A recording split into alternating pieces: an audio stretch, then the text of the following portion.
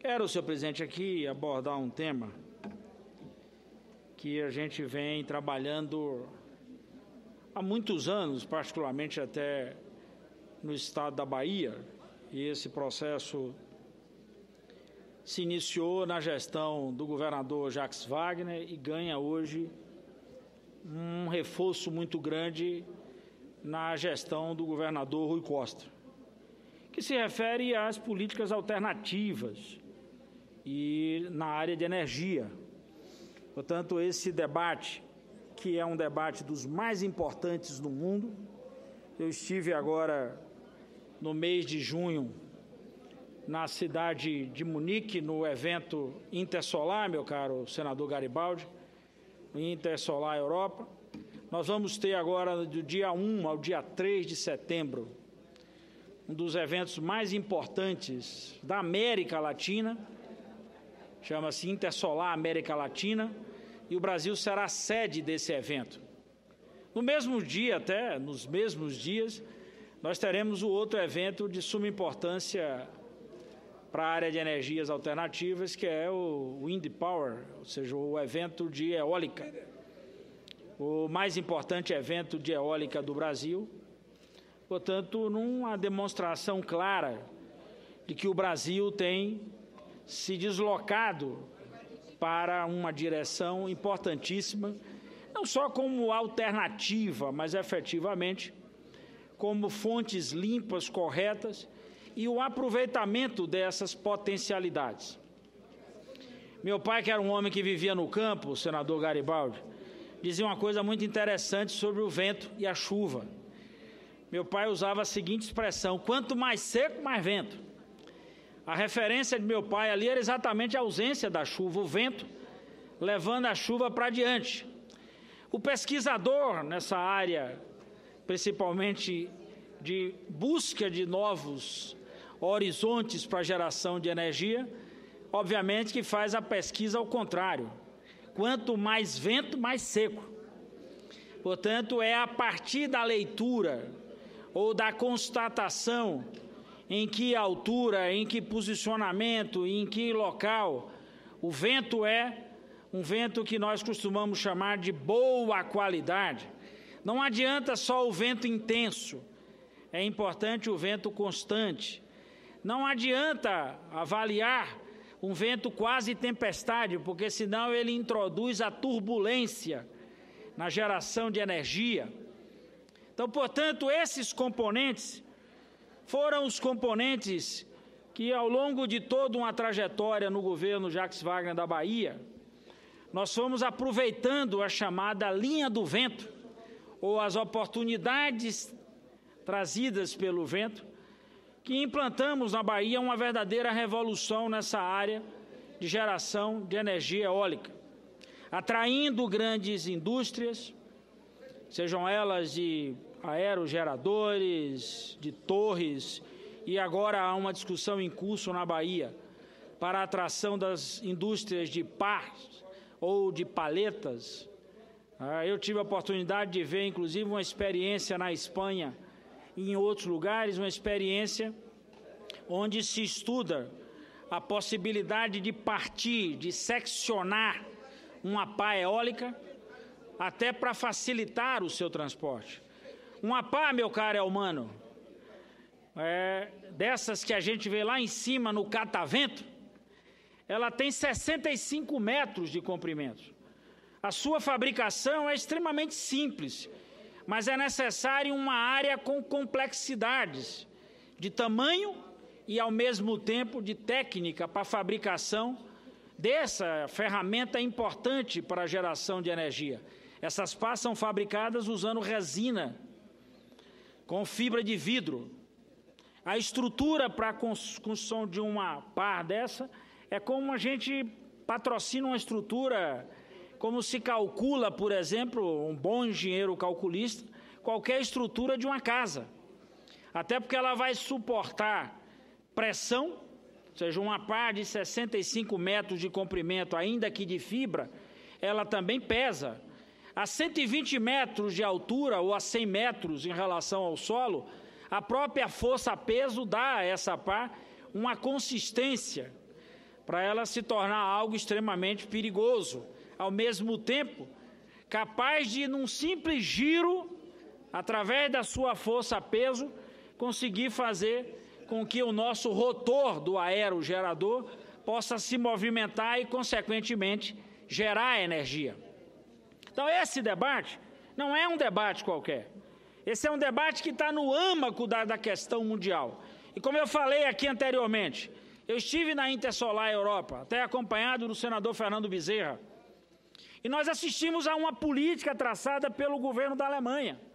Uma política traçada, primeiro, para se livrar, senador Otto, do gás que a Alemanha consome da Rússia, ou para atender às exigências e demandas de políticas traçadas pela Alemanha para se libertar do uso de energia nuclear. Então, a Alemanha adotou uma política na área de energia solar, tanto na microgeração, quanto na mini geração e na geração numa escala um pouco maior. É isso, senador Moca, que nesse exato momento representa a maior fonte, não só de geração de energia, estou falando da solar, como de geração de postos de trabalho nos Estados Unidos. Foi agora, essa é uma leitura inclusive do governo americano, a maior fonte de geração de postos de trabalho, energia solar. Ora, se eu tenho microgeração, senador Moca, eu tenho que ter unidades instaladas em casas. Aí vai a venda de placas, o trabalho para instalação, a venda de inversor, a venda de componentes. Então você tem toda uma indústria no entorno que é acionada. E ao mesmo tempo, a gente consegue usar isso para superar os graves problemas. Uma outra escala, senador Moca, que vai ao encontro do que nós aprovamos ontem, é a utilização de energia solar para a irrigação. Portanto, uma redução de custo brutal. Esse é o drama que nós estamos enfrentando agora no Brasil. O custo para a irrigação. Ou seja, a energia que alimenta esses nossos irrigantes aí pelo Brasil afora, essa turma está reclamando muito do preço da energia. Então, não adotar a energia solar nesses parques, nessas grandes unidades de irrigação, é um erro. Então, essa é uma política importante que a gente tem que abraçar. Nós vamos ter agora, senador Moca, um dos leilões mais importantes da área de solar no final do mês de agosto no Brasil. Eu poderia dizer, até sem medo de errar, o grande leilão de solar no Brasil. Esse vai ser um leilão que vai marcar a história. O meu estado, senador, o nosso estado, terminou apresentando propostas para mais de 4.000 megas, dos 12 que estarão disponíveis. Portanto, adotar uma política, mais do que alternativa, eu diria uma política, inclusive, para solucionar os graves problemas. Nós não temos como mais, senador Elmano, construir grandes lagos. Inclusive, a energia mais limpa, é vero. A hidroeletricidade ainda é a mais limpa, a mais barata, mas, em compensação, nós enfrentamos esse problema agora com as unidades que foram construídas no norte do país. Belo Monte, Jirau, Santo Antônio, os problemas ambientais e mais. Eu quero me arriscar aqui a usar uma expressão, com todo o respeito aos técnicos da área, eu diria uma adoção errada para a hidroeletricidade. Ali é geração a fio d'água. Passou, gerou. A história do lago não é por acaso. Não é para transformar uma área em área mais bonita. Na Bahia nós tivemos lá, inclusive até fruto de uma das músicas bem cantadas no país por Sara e Guarabira, que dizia o seguinte: adeus remanso, Casa Nova, Assento Sé, Pilão Marcado. Sobradinho, adeus. O sertão vai virar mar e o mar vai virar sertão. Portanto, essa coisa do lago, ela tem esse agravante. O agravante de você ter que inundar áreas e áreas imensas. E, ao mesmo tempo, o lago é uma interrupção do rio. O senador Otto tem brigado aí como um leão em relação a essa questão dos problemas de vazão do nosso São Francisco, da sua nascente até a foz. Portanto, o Lago de Sobradinho, que nós construímos com muitas, lutas no Brasil, Otto, ele foi importante, ele é importante. Mas ele é uma interrupção. E o lago é construído, como eu disse, não por uma beleza, meu caro Paim. O lago é o centro de armazenamento. Eu não armazeno energia, eu guardo água. Já imaginou se fosse para guardar toda aquela energia? Você teria que construir capacitores ou estruturas de armazenamento com baterias, que inclusive o custo era muito mais alto. Então o lago é isso. Só que na medida que eu guardo água, meu caro Capi, eu faço exatamente para o manejo. No momento que me interessa, eu abro o momento de necessidade, eu abro as comportas, para que a água passe e gere energia. Uma vez gerada, ganha a linha de transmissão e vai embora.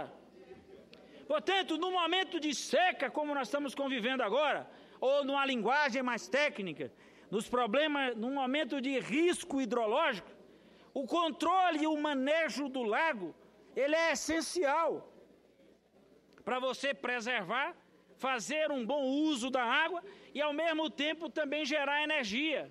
Aí é que entra, inclusive, a questão que muita gente está acompanhando hoje, da chamada bandeira vermelha nas contas de energia. Aumenta o consumo. Isso é uma forma de racionamento. Porque você faz, vamos chamar na linguagem popular, pela dor. Aumenta o preço para o sujeito economizar. Então ela é um racionamento. É para alertar o consumidor de que se ele puder economizar, ele vai economizar o bolso, vai aliviar o seu bolso, mas também vai resolver um problema nosso, que é um problema hidrológico. Então eu vou ter que gerar menos, porque agora eu tenho um consumo mais eficiente, controlado. O mundo inteiro tem feito esse debate das fontes alternativas. O Reino Unido, Paulo Paim, fez o ano passado uma das maiores licitações do mundo para discutir a chamada eficiência energética. É fazer com que o cidadão possa ter a informação. Só que o Reino Unido juntou a fome com a vontade de comer, vamos dizer assim. Aproveitou que ia entrar em cada casa com a informação da eficiência energética. Nós fizemos isso no Brasil aqui muito.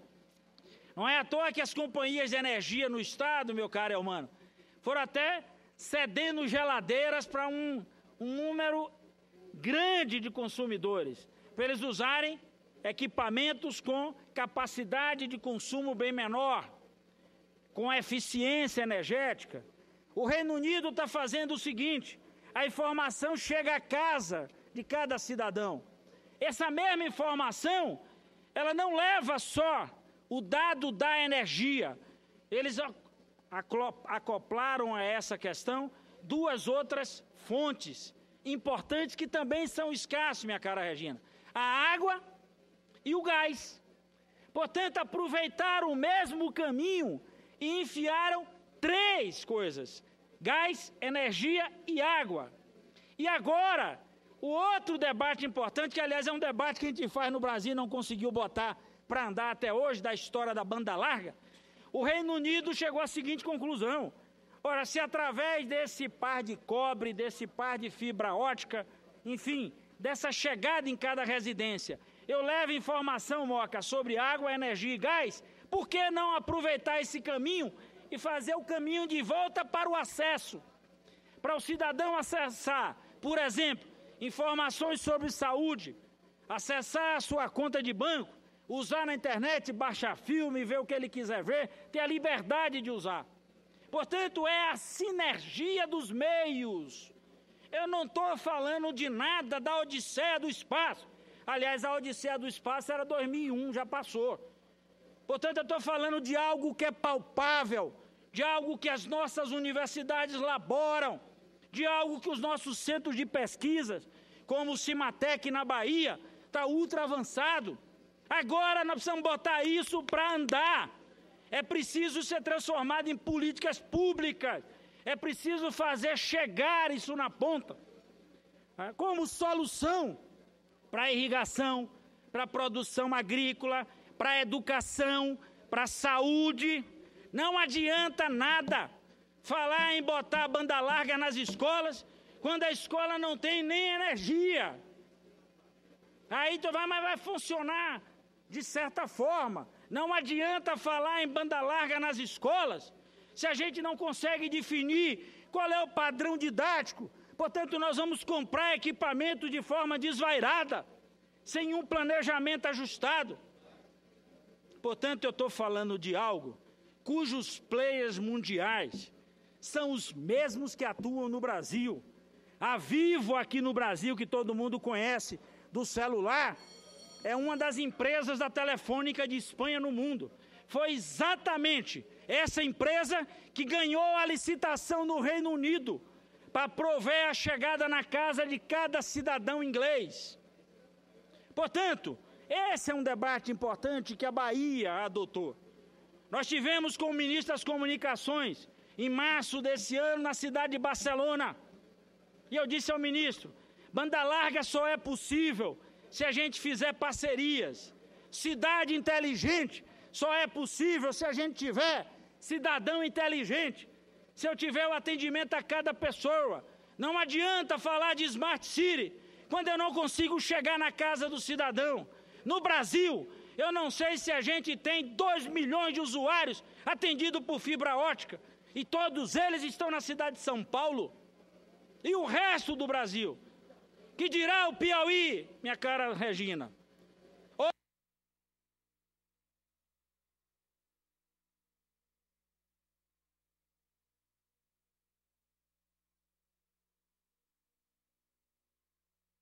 Pessoas ao atraso, e nós estamos falando de serviços. É como chegar, meu caro Cristóvão, chegar com serviço. Na Bahia, por exemplo, nós fizemos agora uma PPP da imagem. O que é a PPP da imagem, Cristóvão?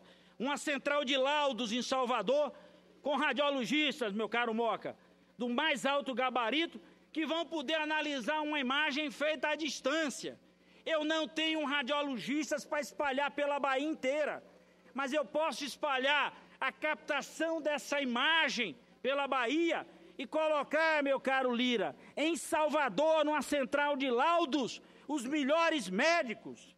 Nós estamos discutindo com o Hospital das Clínicas na Bahia, meu caro Lira, fazer uma central para atendimento aos doentes renais crônicos.